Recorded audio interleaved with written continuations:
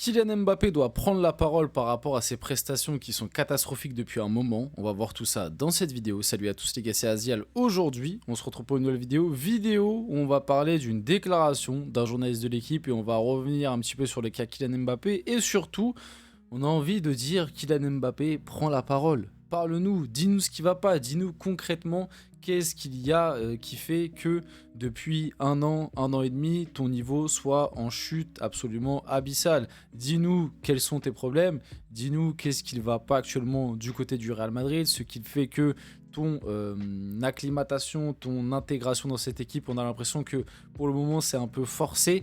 Bref, on a envie d'avoir quelques explications parce qu'à l'heure actuelle, on est sur des relais médiatiques, des informations de journalistes ou alors des spéculations et on n'a pas de réelle réponse à la question, même si je sais très bien que Kylian Mbappé, même s'il venait à prendre la parole, il ne dirait jamais tout à 100% parce que ce n'est pas possible médiatiquement parlant, mais déjà avoir un petit peu d'explication et surtout, moi le truc qui me fait bien rire autour de Kylian Mbappé, je dois le dire, c'est que Mbappé, dès qu'il marque un but, dès qu'il fait un match correct, on le voit tout de suite en conférence de presse. C'est-à-dire qu'on l'a vu face à Leganés, il a mis un but, il a fait un match correct, il a été élu homme du match à la fin. Bon, un peu volé la distinction d'homme du match, mais bon, passons.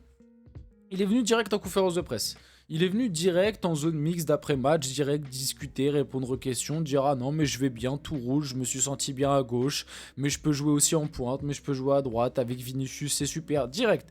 Bizarrement, ça faisait un long moment quand il était mauvais qu'on ne l'avait pas vu en conférence de presse. Bizarrement après, enfin en zone mixte, conférence de presse, vous avez capté.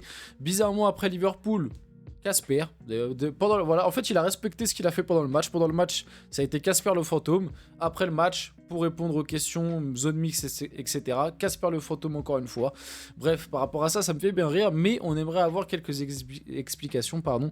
Et Kylian Mbappé, ce serait bien qu'il prenne la parole et qu'il s'explique. Avant que la vidéo commence, n'hésitez pas à la liker, à commenter, à partager, à vous abonner. Ça fait toujours plaisir et ça aide pour le développement de la chaîne. Et nous, on va pouvoir y aller dès maintenant et du coup discuter de ce sujet-là. Donc, Yves Leroy. Enfin, je pense que ça se dit Leroy, Leroy, mais je pense que c'est Leroy quand même.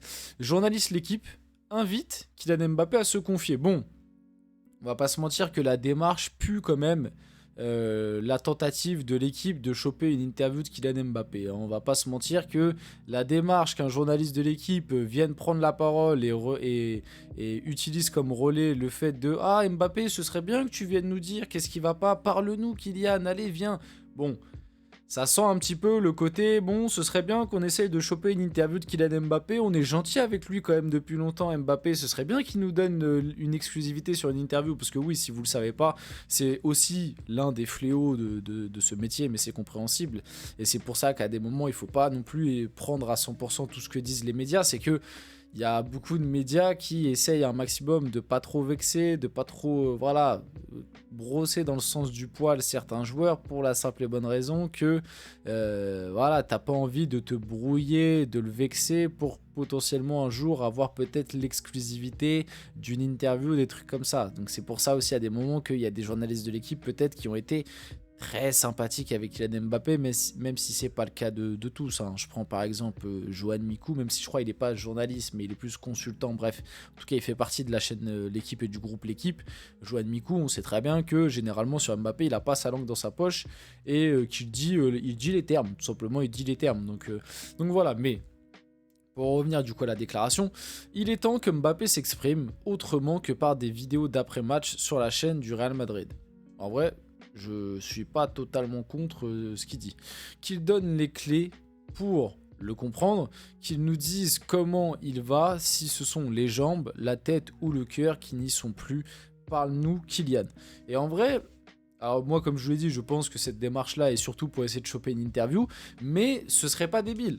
Moi j'aimerais bien, un petit peu comme il l'a fait en 2021, même si l'interview qu'il avait donnée à Rotten sans flamme en 2021 m'avait énormément énervé, mais j'aimerais bien qu'il nous explique voilà pourquoi ses débuts au Real Madrid ne sont peut-être pas idéaux, pourquoi, est-ce que c'est un souci physique, est-ce que c'est un souci mental comme on n'arrête pas de le dire, est-ce que c'est juste une période compliquée, même si ça n'expliquera pas tout, même si pour moi, encore une fois, si il venait à donner ce genre d'interview, il se chercherait beaucoup d'excuses Et je suis quasi sûr qu'il remettrait encore une fois la faute sur le PSG, hein, j'en suis quasi sûr.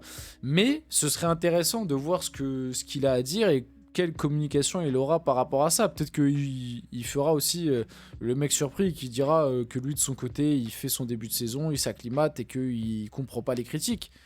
Ce qui me paraît très bizarre, mais avec Kylian Mbappé, on sait jamais les mecs, hein. Des fois la communication elle est absolument cata. Après quand on voit la dernière communication un peu publique qu'il a eue, c'était avec l'équipe de France au mois de septembre en conférence de presse, et sa conférence de presse a été absolument catastrophique en termes de messages envoyés. Est-ce que finalement le fait qu'il ne parle pas et qu'il se taise, c'est pas la meilleure solution? Peut-être. Parce que les derniers, voilà, les derniers relais médiatiques qu'il a eu, on va dire, ou en tout cas il a pris la parole, ça n'a pas franchement été de grosses réussites. Donc voilà par rapport à ça. On peut passer un peu à la suite. J'ai donné mon avis là-dessus. Donc, Kylian Mbappé n'est pas blessé. Parce qu'on se rappelle, hein, j'en ai fait une vidéo hier, sortie de match face à Liverpool. Oh, c'est bizarre, Mbappé qui boitille. Oh, comme c'est surprenant.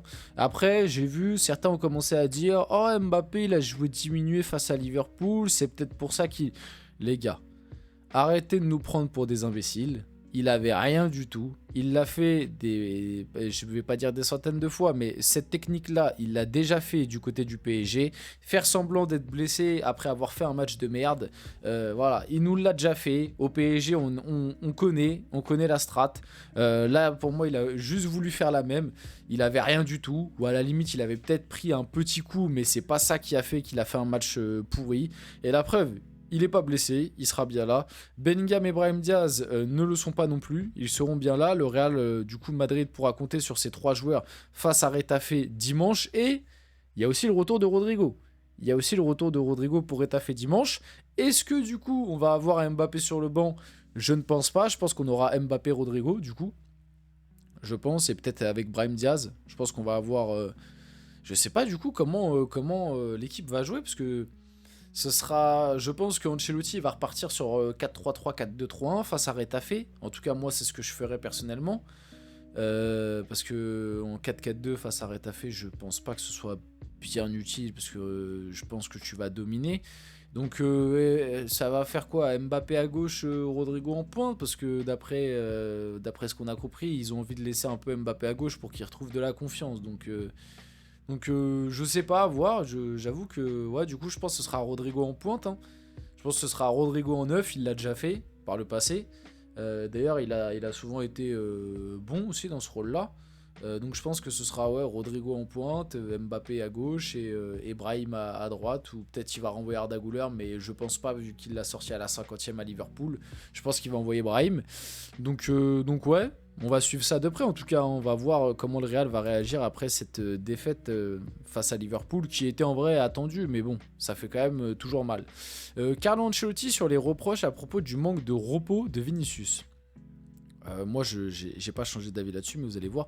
Donc, il a déclaré: j'entends beaucoup de conseils, mais j'ai fait 1300 matchs, 1311 titulaires et près de 4000 changements du coup dans sa carrière.